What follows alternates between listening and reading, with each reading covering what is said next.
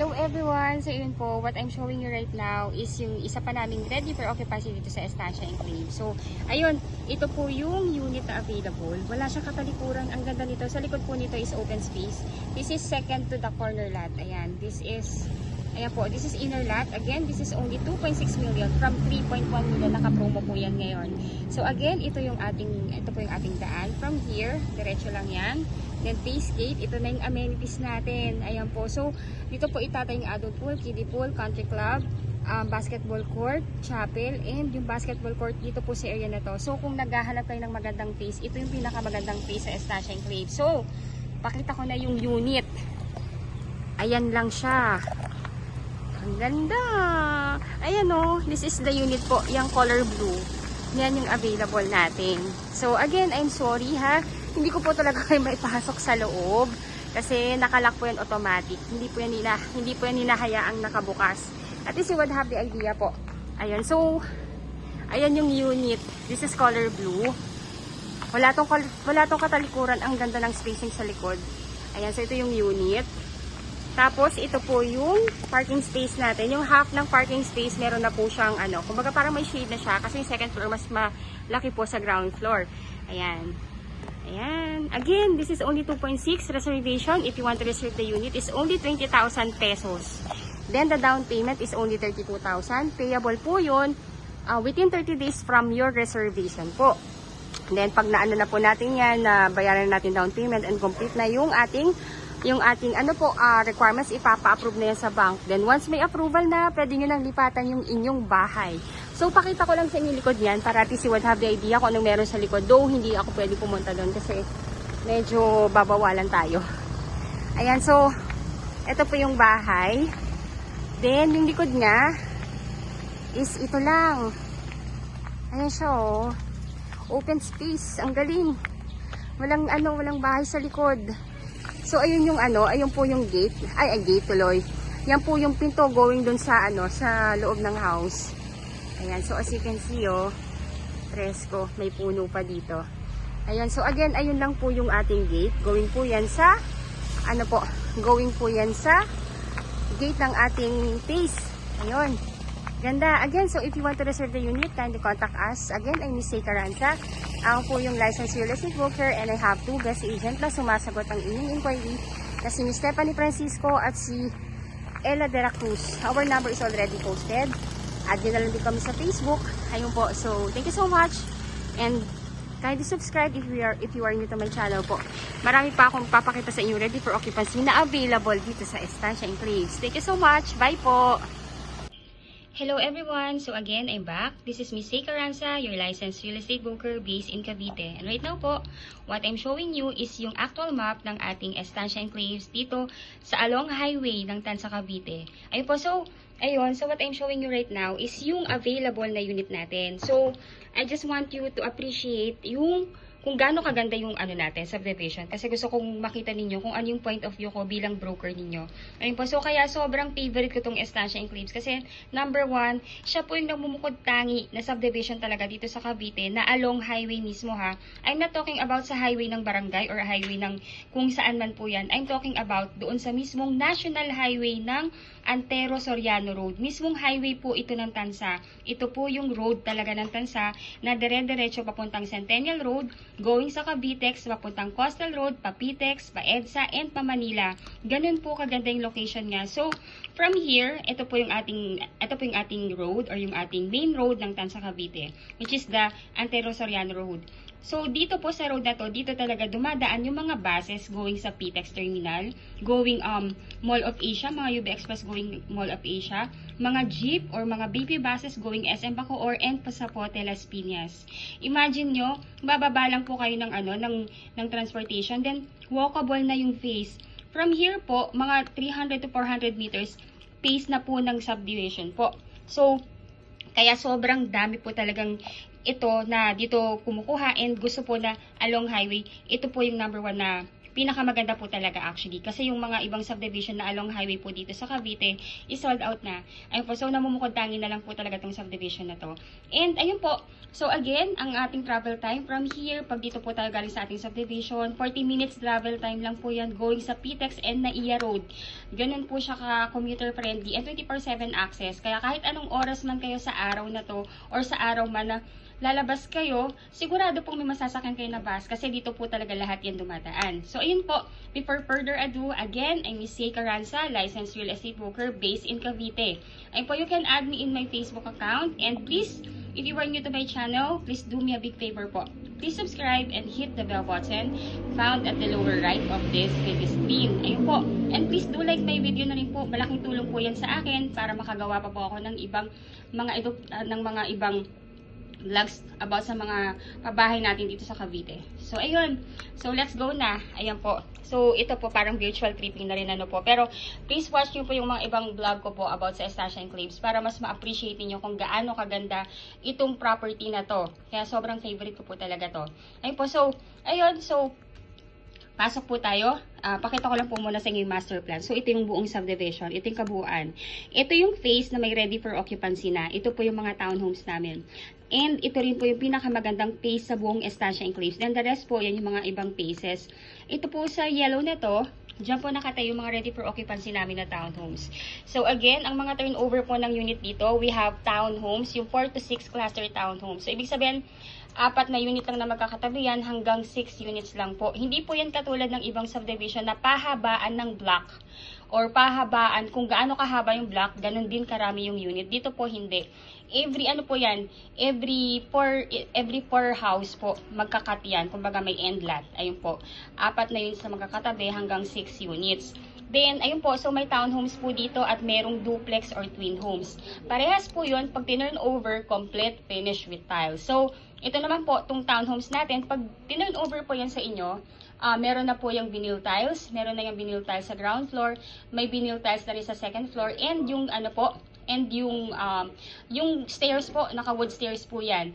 Kaya, kumbaga po, talagang lilipatan na lang siya. Then, 3 bedrooms, 2 toilet and bath.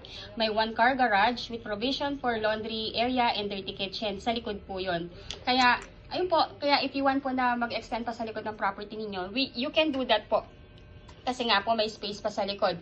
Then the lot area is 50 square meter and 55 square meter ang floor area. Nakikita nyo po, sobrang ganda po nung deliverable nung unit. Panoodin nyo po yung yung vlog ko till end para mapanood nyo po yung actual na sample ng ready for ng unit ng ng townhomes namin. So ayun, let's go, pasok tayo. So ito yung main road or yung main avenue ng subdivision. Diretso po yan. Then, merong rotonda, may roundabout po dyan. Ito po, papunta sa kabilang phase. Ito po yon. Tapos, pag kabilang rotonda, papunta na po dito sa phase na to. Ito pong phase natin, paglabas ng gate, ito na mismo yung amenities. Yung amenities po na yan, dyan itatayo yung adult pool, kiddie pool, clubhouse, picnic ground, playground, basketball court. Kaya, nasabi kong ito yung pinakamaganda kasi, ayan o, katapat lang po. Kumbaga, kung yung mga anak ninyo, yung mga kids ninyo, gustong mag-recreational activity and make friends, ito pwede na lang puntahan to. And also po, by the way po, ongoing pa po yung development ng ating amenities. So, inuna muna yung residential natin, pero eventually, tapos na rin to kasi right now, ongoing na yung pagtatayo. Ayun po, so, ayun po, pasok lang po yan dito, ito na yung gate. Ayun po, sorry. Yung mga nakapulang yan po yung mga na-reserve na ng mga client namin. Ganun po kabilis. Again po, from 3.1 million down to 2.6 million. Nililiquidate na lang talaga itong mga available na unit para po maubos na namin. Kasi masyado kaming focus dito sa bagong phase. Itong bagong phase kasi na to, dito ilalagay yung mga twin homes or duplex. Pero hindi pa po yung RFO ha. Unlike yun nandito, twin homes. Yung townhouse natin dito is RFO na. Ayan po. So, ito yung mga available nung last week. And ayan po, pagka-vlog ko, reserve ka agad. Lahat online reservation po. Ganun po kabilis. Kaya ayan po, yung available natin na unit dito is ito. Itong Block 17, Lot 43. Block 17, Lot 38. Ito. Tapos, Block 16, 46. Block 16, 42. Block 17, 27. Block 12, Lot 3. Kung ayaw nyo na may katalikuran, ito maganda to.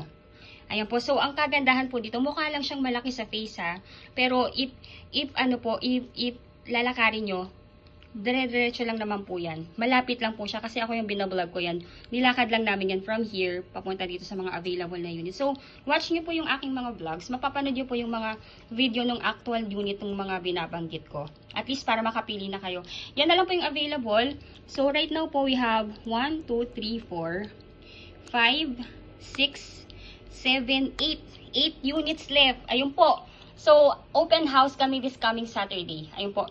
So, wag niyo na pong intayin mag-open house kasi pag nag-open house kami sa Sabado, sigurado sold po yan. Ayun po, so you can do your online reservation. Let me know lang po kung anong unit yung nagustuhan ninyo para at least ma-hold ko na po yan. Then ipo-forward ko po sa email ninyo yung reservation form agreement para mapirmahan na ninyo and isend back nyo po sa akin. Kung kayo po ay OFW at wala sa Pilipinas, all you need to do po ay magtalaga lamang kayo ng representative na siyang pipirma in behalf ninyo pertaining sa pagkuha ng inyong property dito sa Pilipinas. Ayun po. Tapos po, yung mga documents or requirements na kailangan namin sa inyo para ma-process ang inyong housing loan sa bank, you can email lang naman po yan sa akin. Then, ipiprint ko yan, ipafile ko na yan. Ako na pong bahala mag-send yan sa developer natin.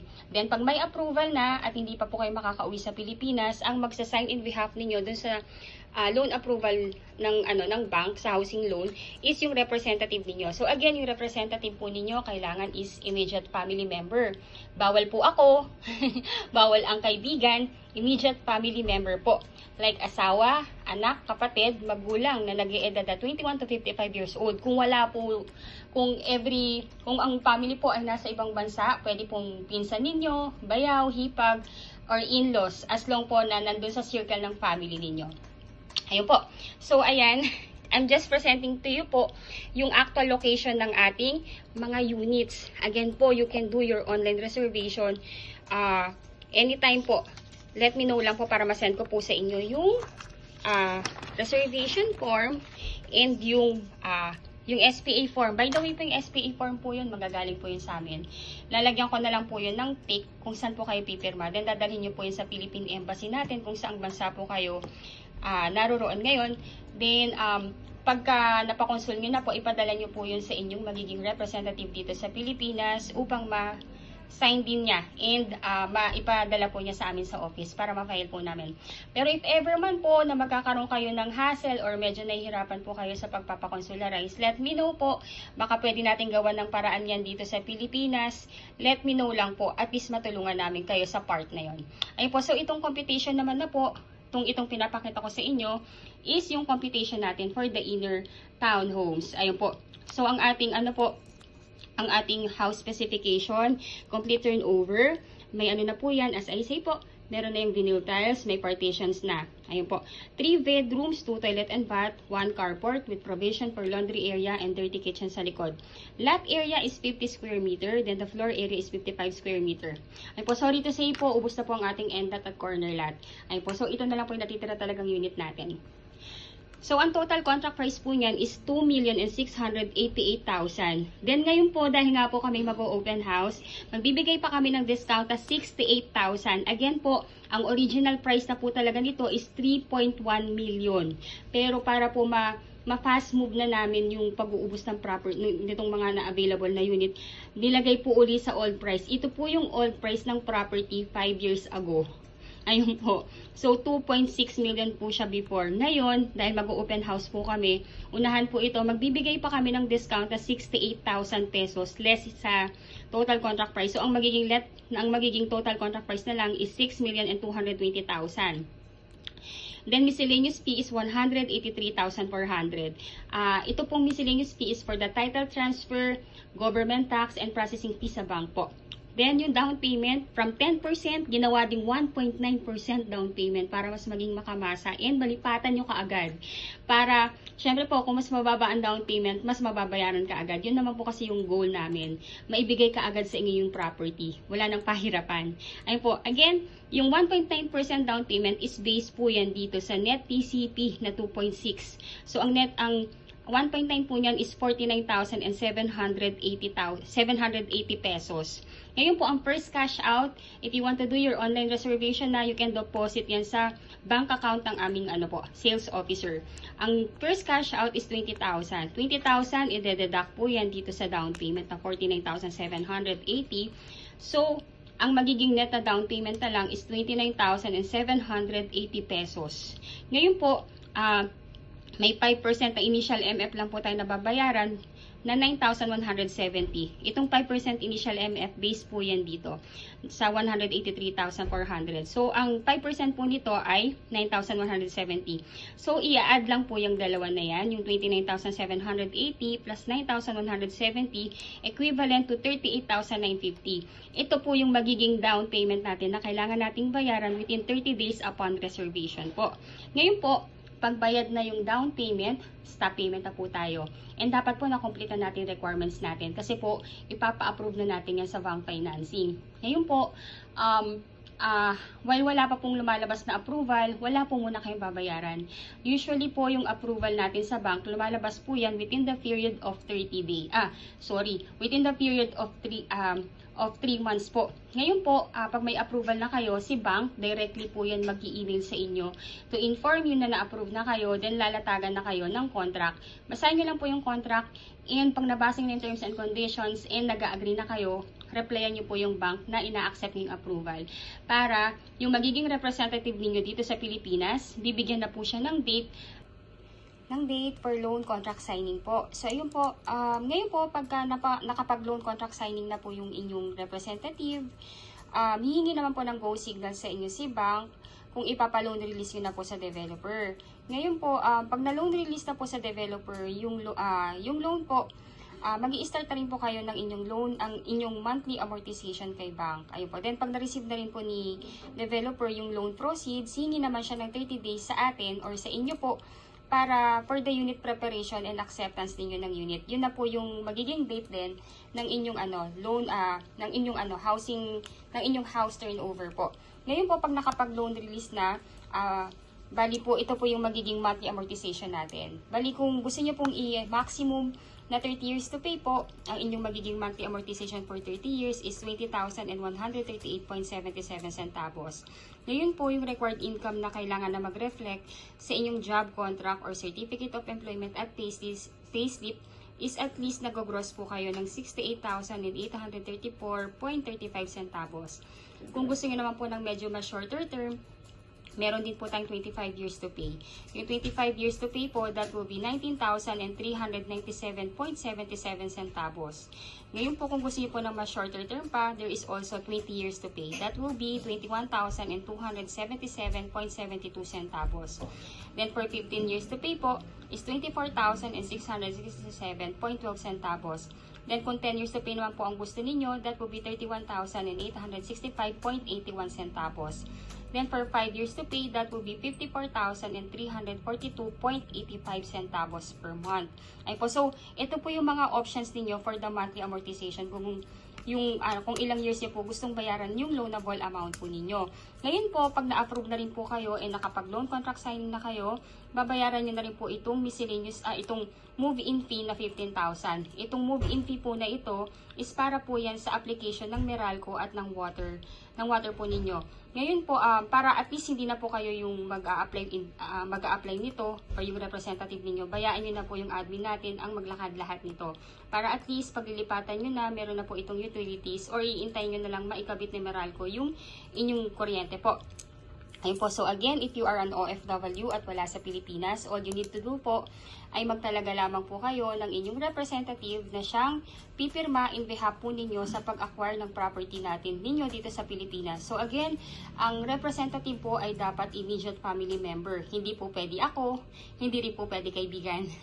Dapat po immediate family member like asawa, anak, kapatid, or magulang na nag-eedad ng 21 to 55 years old. Ngayon po, kung ang family po ay nasa ibang bansa na rin, pwede po kayong mag-assign ng inyong pinsan, bayaw, hipag, or pamangkin, basta po nasa loob ng circle ng inyong family and makikita, magre-reflect na kaipilido nyo siya or ng inyong asawa. Ayun po. So, again po, ayun po, bali po, ang inyong magiging requirements, as an OFW client po, 2 valid ID with 3 specimen signature, husband and wife if married. Then marriage certificate if married, birth certificate plus Senomar if single. Then number 3, 1x1 ID picture or selfie picture with white background, husband and wife if married. Then TIN ID ninyo, husband and wife if married. Ngayon po kung wala po kayong TIN ID, meron po tayo ditong contact na pwedeng doon tayo magpagawa. Ayun po. Then number 5, latest job contract or latest COE with compensation po.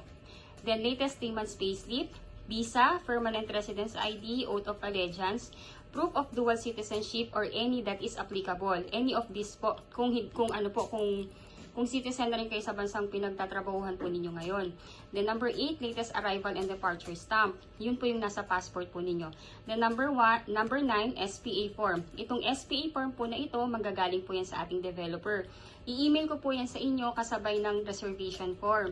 Ngayon po yung SPA form, ipiprint nyo po siya, then pipirmahan ninyo, then dadalhin sa Philippine Embassy kung saang bansa po kayo ngayon. Then isasend nyo po yan, yung original po mismo, sa inyong representative para mapirmahan din niya. And isasend po niya via LBC sa aming opisina or pwede rin po siya magsadya sa opisina namin para personally na maibigay po niya yung SPA form. Ngayon po kung isa rin po kayo doon sa mga kababayan natin na medyo nahihirapang magpa-consularize sa Philippine Embassy because malayo or walang time or ayun po or for any reasons po, let me know po. Check natin, baka pwede natin gawa ng paraan yan dito sa Pilipinas. Sabihan nyo lang po ako kung ano yung hindrances. Let's see, baka kaya naman natin gawa ng paraan yan dito. Ayun po, so may requirement din po yung inyong magiging representative dito sa atin sa Pilipinas. So number 1 po, 2 valid ID with 3 specimen signature nga. Then latest POV or proof of billing like Meralco or water or internet bill. Dapat po nakapangalan po sa inyo yung proof of billing or doon sa inyong magiging representative. Kung wala pong nakapangalan na billing sa kanya, pwede po siyang magpagawa ng barangay certificate na nagsicertify sa kanya na doon siya nakatira, or kung nagre-renta po siya doon sa tinitirahan niya ngayon, magpagawa lang po siya doon ng letter na nagsicertify na doon siya nakatira. Ayun po. Then, lagyan lang po ng signature ng landlord and mag-attach lang po ng 2 valid ID. Ayun po. Then, di ba, nabanggit ko po dito na ang down payment is payable within 30 days from the reservation. Ngayon po, ang reservation fee kasi pwede pa ninyong i-deposit through online sa aming bank, sa aming sales officer. Pero ito kasing down payment na total of 38,950 ay dapat po naka-ano po yan, dapat po ay naka-manager's check. So ito pong 38,950, kung ipapadala nyo po yan sa bank account ng inyong representative or yun po sa inyong representative, i-request na lang po ng inyong representative na gawing manager's check po ito. Bali, 2 manager's check po yun. Sa unang manager's check, ang ipalagay po is itong 29,780. Then yung second na manager's check is 9,170. Ngayon po, ang dapat po na nakalagay doon sa pay to order is yung pangalan ng developer natin na si Raymolan Lands Inc. Ayun po. Ganun lang po. Ganun lang po kasimple yung pag-acquire ng property natin dito. So, first, inquire po kayo sa akin. Second, reserve the unit. Third, comply natin requirements. Fourth, intayin po natin ang inyong housing loan approval. Then fifth, housing turnover na. Ganun lang po. So, let me know po kung naiibigan nyo na yung property natin. Anong block, anong lot. Para ma-hold ko po kagad yan. Again, open house kami this coming Saturday. Estancia Enclaves, located along highway of Barangay Halayhay, Tanza, Cavite. Ang subdivision po ay nakatayo lamang along highway of Antero Soriano Road, Tanza, Cavite. Just 40 minutes drive from PTEX Terminal and Naiya Road through Cavitex Expressway.